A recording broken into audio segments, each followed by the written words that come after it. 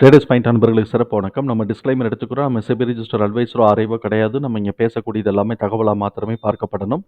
இது யாருக்கும் முதலீடு சம்பந்தமாகவோ பங்குகளை வாங்கவோ விற்கவோ நம்ம எந்த ஆலோசனையும் கொடுக்கப்படலை. எல்லா தொழிலையும் ரிஸ்க் இருக்கும். ரிஸ்க்கை புரிஞ்சுட்டு எச்சரிக்கையோட தொழில் செய்யும் போது எல்லாமே நல்லா இருக்கும்.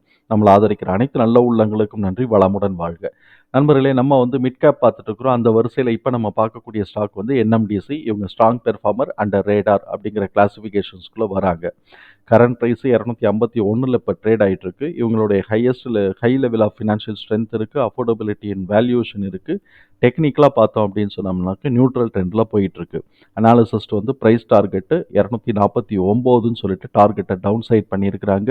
பிஇயோட ஜோனை பொறுத்த வரைக்கும் இது செல் ஜோன் காட்டிக்கிட்டு இருக்கு. நம்மளுடைய அனாலிசிஸில் என்ன வருதுங்கிறத நம்ம பார்த்துக்கலாம்.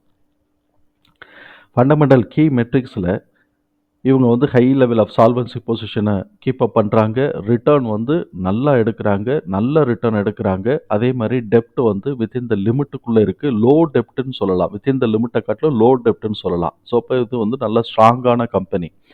பிஇயை பொறுத்த வரைக்கும் 13.2, பிபியை பொறுத்த வரைக்கும் 2.9 இருக்குது. இந்த ரெண்டுமே நமக்கு இண்டிகேட் பண்ணுது க்ரோத் ஆப்ஷன்ஸ் இன்னும் ஜாஸ்தியாக இருக்குது. அதே சமயத்தில் நம்ம ஒரு விஷயத்தை மறந்துடக்கூடாது. 15 கிட்ட பிஇ 15 கிட்டக்க வரும்போது கரெக்ஷன் வரலாம்.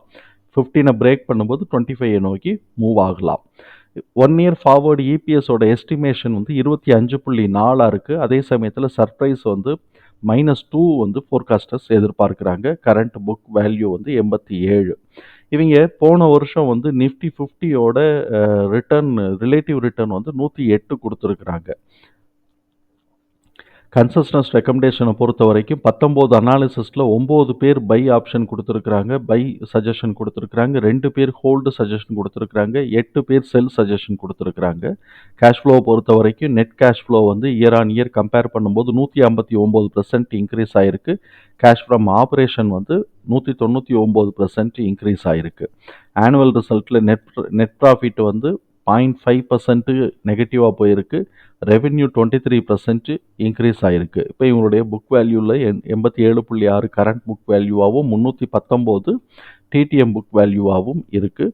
குவார்ட்டர்லி பெர்ஃபார்மன்ஸை பொறுத்த வரைக்கும் net profit March 2024 March 2023 compare பண்ணும்போது 37% குறைவாக எடுத்திருக்கிறாங்க. ஆனுவல் ரெவென்யூ இதே இயர் ஆன் இயரில் 18% கூட எடுத்திருக்கிறாங்க. அதே மாதிரி நம்ம Q2 Qவை கம்பேர் பண்ணும்போது ரெவென்யூ கம்மியாக இருக்குது. ப்ராஃபிட் நெட் ப்ராஃபிட்டும் கம்மியாக இருக்குது. அதனால் இபிஎஸும் 0.3% கம்மியாக இருக்குது. இப்போ இவங்களுடைய ஷேர் ஹோல்டிங் பேட்டர்னை பொறுத்த வரைக்கும் ப்ரொமோட்டர்ஸ் ஹோல்டிங்கில் எந்த சேஞ்சஸும் இல்லை. எஃப்ஐஎஸ் 2% ஏற்றி வச்சுருக்கிறாங்க, டிஐஎஸ் 2% குறைச்சி வச்சுருக்கிறாங்க, பேலன்ஸ் பண்ணிட்டாங்க. இப்போ நம்ம இந்த தகவல்களை தூக்கி நம்மளோட எக்ஸல் ஃபார்மேட்டில் போட்டுட்டோம். இப்போ இது ஃபேர் ப்ரைஸ் 193 இருக்குது. இப்போ இதுக்கு நம்ம லோன் எடுக்கிறோம்னா 1.5 போடுவோம். 290 உடச்சி மேலே போச்சுனாக்க மேலே போகிறதுக்கு வாய்ப்பு இருக்குது.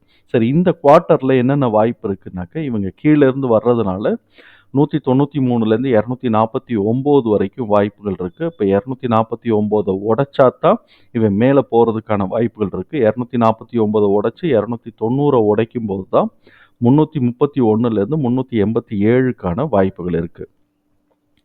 290 உடச்சி இவன் மேலே போகிறான் அப்படின்னு சொன்னோம்னாக்க இந்த வருஷத்துக்கான வாய்ப்புகள் 208 உடைக்கணும், 250 உடைக்கணும், 290 உடைச்சி இவன் மேலே போகிறான்னா இந்த வருஷத்துக்கான வாய்ப்புகள் 371லேருந்து 511 வரைக்கும் ஸ்கோப் இருக்குங்கிறது நம்ம பார்க்குறோம்.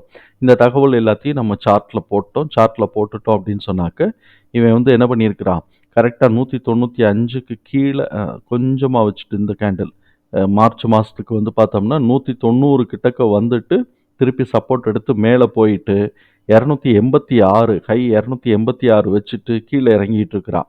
இப்போ இவன் அடுத்த இதுக்கு பார்த்தோம்னா இபிஎஸ் டிடிஎம் குவார்ட்டருக்கான டிடிஎம் 4.75ன்னு இருக்குது. 4.75ங்கிறது ஆல்மோஸ்ட் சேம் மார்ச்சோட குவார்ட்டருக்கும் இதுக்கும் ஆல்மோஸ்ட் சேமாக இருக்குது. அப்படி இருக்கிற பட்சத்தில் இது கூட எடுக்கிறாங்க அப்படின்னு சொன்னாக்க சரசரன்னு மேலே ஏறுறதுக்கான வாய்ப்புகள் இருக்குது. அப்படி ஏறும்போது 290 உடைச்சான்னாக்க 331, 347, 369, 387, 405 to 423 வரைக்கும் ரேஞ்ச் இருக்குது. 331லேருந்து 400 423 வரைக்கும் ரேஞ்ச் இருக்குது. அதுக்கப்புறமும் இபிஎஸ் நல்லா எடுத்தாருன்னா அதை உடச்சி போகும்போது 448லேருந்து 470 வரைக்கும், 483லேருந்து 511 வரைக்கும் ஒரு ஸ்கோப் இருக்குது. இபிஎஸ் சரியாக எடுக்கலை அப்படின்னு சொல்லிட்டு 199 உடைச்சாங்க அப்படின்னு சொன்னால் 177லேருந்து 156 வரைக்கும் ஒரு சான்சஸ் இருக்குது. ஸோ இப்போ இவன் வந்து மேலே எடுக்கிறதுக்கான வாய்ப்புகள் இருக்கிறதுனால இவனை வந்து 290 உடைக்கும் போது 250 உடைச்சு மேலே போகும்போது நம்ம என்ட்ரி லெவல் ஆப்ஷனை வந்து நம்ம யோசிக்கலாம். 290 உடைச்சு போகும்போது கன்ஃபர்மேஷனாக இது மேலே ஏறுறதுக்கான வாய்ப்புகள் இருக்குங்கிறத நம்ம பார்க்குறோம். ஆல்ரெடி லெவல்ஸை பார்த்துருக்குறோம். தகவல் நமக்கு பயனுள்ளதாக இருந்ததுன்னா சங்கருக்கு ரொம்ப சந்தோஷம். நம்மளை ஆதரிக்கிற அனைத்து நல்ல உள்ளங்களுக்கும் நன்றி. வளமுடன் வாழ்க.